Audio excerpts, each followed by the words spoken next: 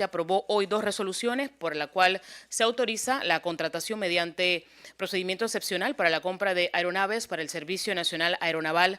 A través de la resolución 0525 se aprobó la contratación con la empresa Embraer S.A. para el suministro de 4 aeronaves A-29 Super Tucano por la suma de 78.200.341 balboas. Y otro contrato se aprobó bajo la resolución número 0925 que autoriza la contratación con la empresa Airbus Defence and Space para la adquisición de 2 aerocasas C-295 por un monto de 109.205.470 balboas.